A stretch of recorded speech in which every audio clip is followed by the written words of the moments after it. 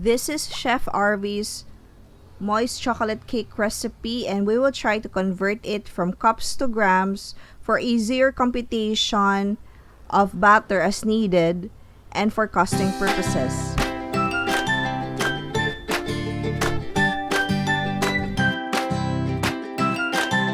Before I begin, please don't forget to like and subscribe. Thank you! So, sabi ko dati wala akong measuring spoons, pero bumili talaga ako para I can convert some recipes na naka spoons and cups into weight. I don't have the cups measurement for liquid, pero yun na lang gagamitin natin.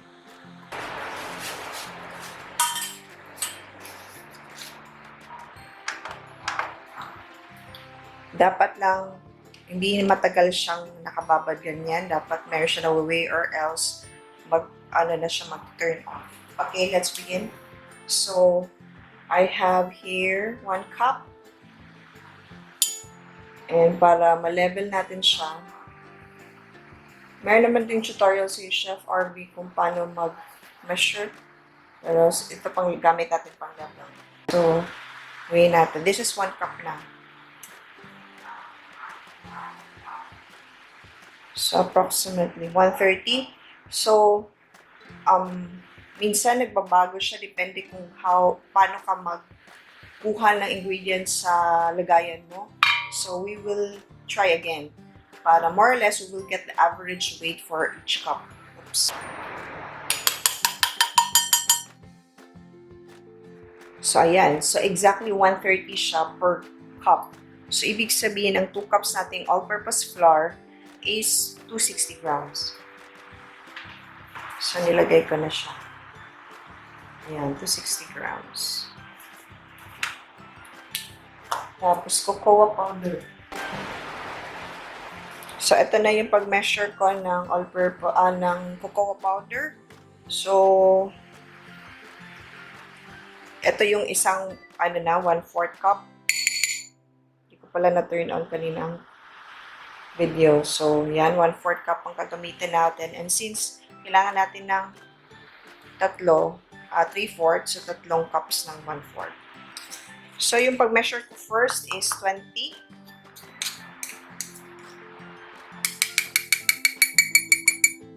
Ayan. So, ibig sabihin, per 1/4 of cocoa powder is 20 grams.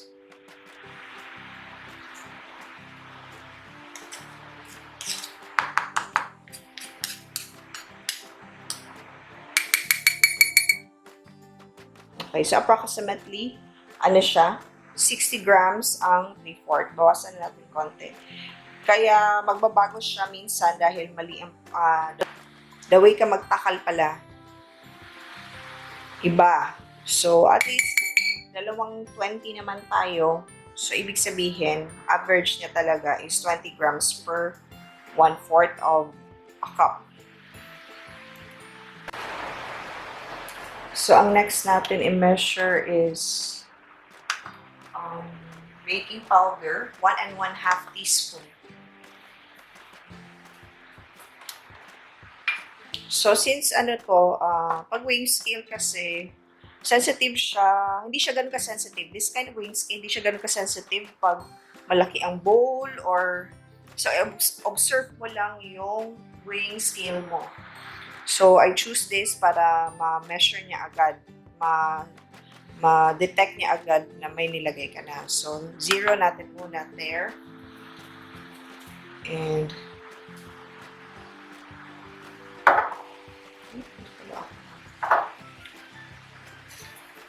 so, this is baking powder.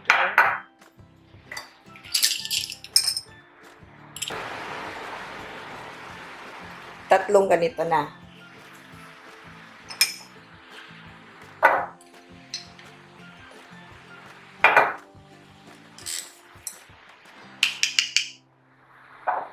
Oh, wala pa siyang nababasa. Oh, wala pa. My goodness.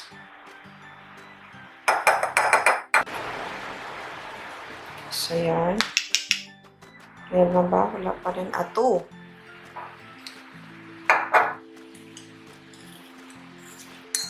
Meron din nabibiling weighing scale na pang small amount of, pero okay na rin. So, yan, 5. Pa pala, actually, mas mabigat ata ang baking soda, so we will see. So, this is 5 grams na.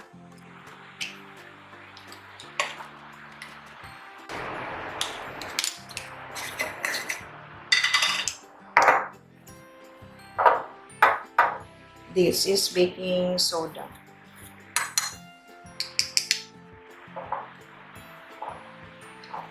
Yeah, I think mas mabigat ang baking soda.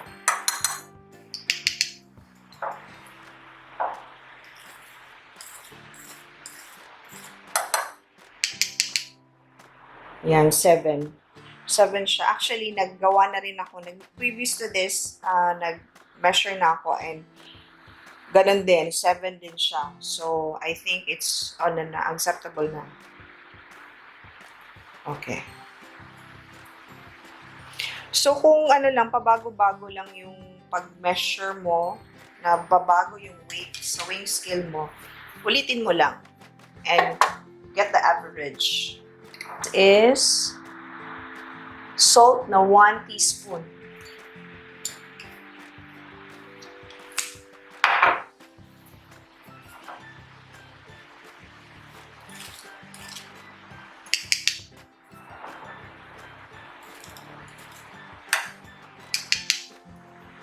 Yan, 5 siya.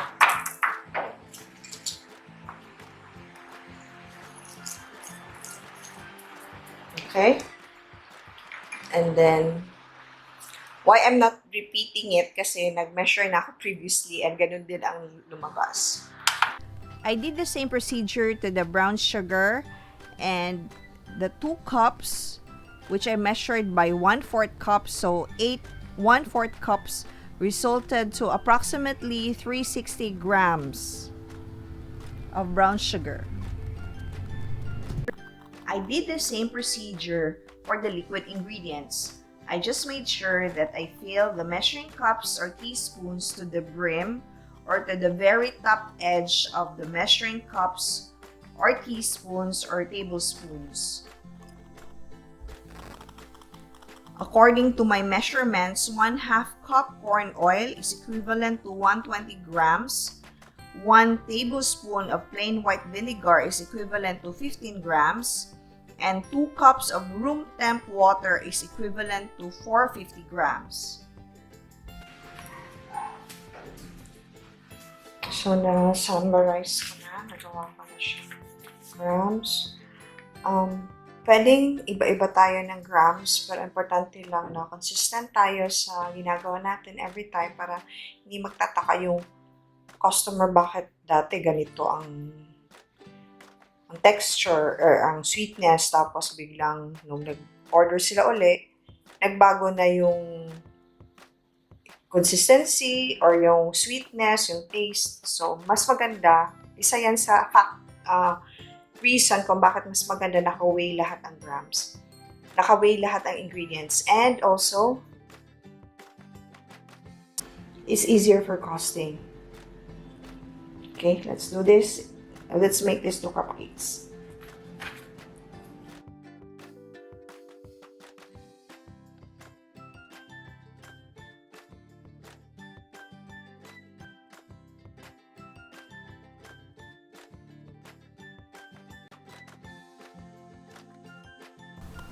So this is exactly how I measure my cupcakes. I don't measure by cups, I measure by weight.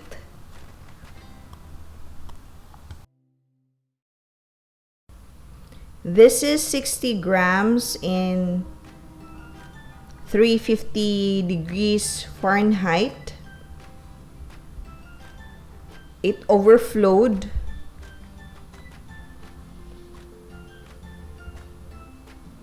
While I like this better, it's 55 grams, same temperature, 350 degrees Fahrenheit.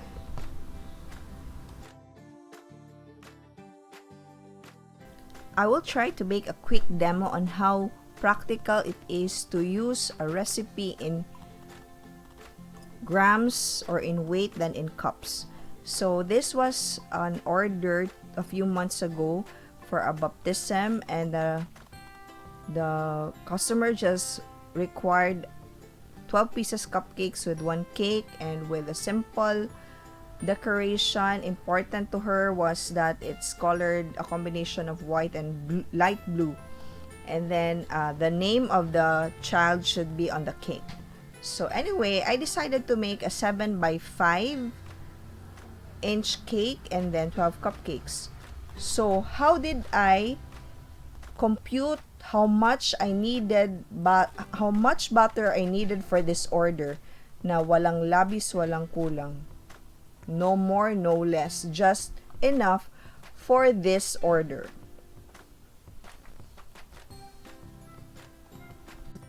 So this was the recipe of Chef RV. I used Chef RV for that order, and since it is already in grams, and I figured na approximately palagay na natin 1 to 50 yung one recipe niya. If you can watch my previous video, I made a cake for myself, and more or less ang weight nun is 1 to basta between 1 to 1,200 grams to 1,282 grams. I just pagpalagay na lang natin na approximately 1 to 50. The problem with the recipe of Chef RV is that it requires sifting. It's not really a problem, but I'm just saying that it requires sifting, so the result is that you won't really be able to bake everything because some of the ingredients will be left on the sifter, although just a minimal amount. But anyway, since I figured out already that the cupcake needed for the batter needed for each cupcake is approximately 55 grams, but so that we will just have an allowance, I just computed it to be 60 grams per cupcake. So why I arrived at 720 butter weight is because 60 times 12 is 720. And since if I make 8 by 3 is actually equivalent to 7 by 4 butter weight. But since I wanted it to be 7 by 5, then I have to just increase it by 400. Based on experience, just an added 400 grams of the butter will already give you a 1 inch increase on the height of the cake. So I will use this butter weight for 8 by 4 to create my 7 by 5 cake with filling ha. I just estimated the frosting weight because I forgot already, but basically I will show you for the computation of this butter. So approximately I needed 720 for the cupcakes and then 1,650 for the cake. So more or less, actually I needed a butter na 2,370. I put it here already. Wait, it's not moving. Okay. 2,370, and when I compute it against the original recipe, it is actually 1.85% or 185% or 1.85 times the original recipe. And you cannot just multiply these numbers if your recipe is in cups. So it must be in grams so that what you will need the exact batter weight that you need. No more, no less. Walang sayang. Walang labis, walang kulang. And so that's one purpose of converting your recipe to grams. And then another one is, as you can see, it's so easy to make the cost. I have a previous template, that's why I can already determine automatically the cost per ingredient. So here, since for each, based on the computation here, I can already determine that per cost of gram per ano to, per butter is actually 0.06, and then cost of gram for the buttercream. I use buttercream, by the way, Swiss merengue buttercream for my order. I also have a video for Swiss merengue buttercream. I will just put the link in the description box. Anyway, as you can see, since this is in weight already, I can now easily determine the cost per gram of the buttercream or the frosting and the cost per gram for the butter or for your cake. And then there, you can just add the cost here of the cake, the cost of the frosting. This is your total. Then this SRP is just multiplied by the total multiplied by 3. And then also here, the cost of the cupcake, the butter itself, and the cost of the frosting, just add it and multiply it by 3, and this will be the result. So here is it's so easy. You just add the box or the other things that you added to deliver your cake. And also I made some toppers, the gum paste toppers. And there, it's so easy to compute. No need to stress if your recipe is in grams. So I hope you learned something. It really took me time to finish this video and to edit everything, but I hope I was able to deliver some tips in a clear way. It was like, it's my best already, so I hope you can just like and share and subscribe so I can make more videos. Thank you!